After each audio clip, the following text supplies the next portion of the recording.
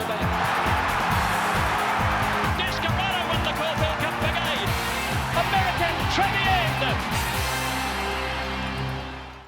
Hello and welcome to your Daily Bite from the 50 days of the Victorian Spring Racing Carnival.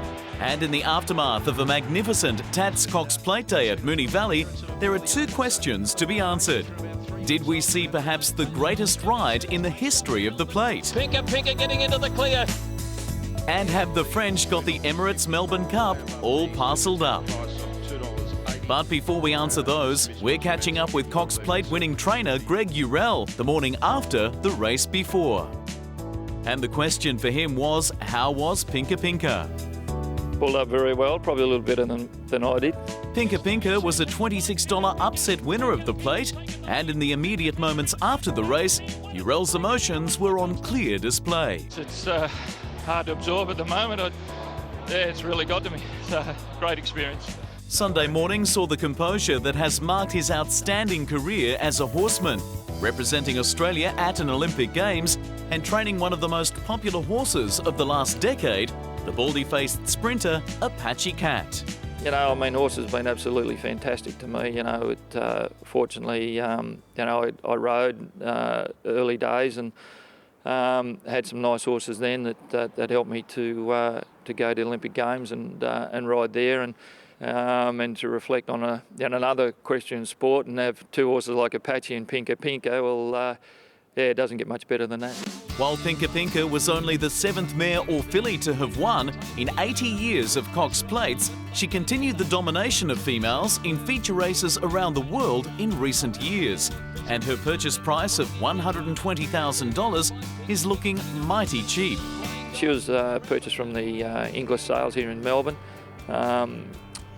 David and Carol, who of course own her, were at the sales and having a look around at the yearlings, and David only informed me last night that he really didn't have any intentions in buying anything at the sales that year, and he'd run into a couple of breeders and they said they'd had a few yearlings there that they'd like him to have a look at, and David had a look, and then I was wandering around and running into David and he said, "Oh, look, you can go and have a look at these horses for me," and we did and come back and I said, "Well, I really like the filly, the reset filly," and so he said, "Oh, good." He said, I'll try and buy her. So, it went on from there. Urell was still shaking his head at the mastery of Craig Williams, who delivered one of the greatest Group 1 rides of the television era. Well, it was absolutely brilliant. Faultless, you know, and I suppose I was starting to get a little bit worried. I think, you know, approaching the half mile, you know, we were not drifting back, but the field was starting to move forward, and we were probably about 4th last at that stage. Every major race winner needs luck, and Williams certainly had it, with Luke Nolan on King's Rose and Dwayne Dunn on Rekindled Interest, both trying to get away from the rails as Williams took the runs that would have been theirs. And they're followed by Pinker getting up on the fence, and then Playing God around the turn. Lion Tamer gone. Jimmy Shoes raced up to Helmet. Pinker getting into the clear. It's Jimmy Shoe tackled by Pinker. Pinker's taken the lead. Pinker in front, and she won it. Pinker won the Cox Plate. Pinker will now be spelled for the autumn as attention turns to the Emirates Melbourne Cup. And the French pair Americain and Dunedin have cleared out at the top of the market, which has a distinctly international look. After the French pair come two locally trained German gallopers in Lucas Cranach and Illo, and then the UK runners Jukebox Jury and Bauer.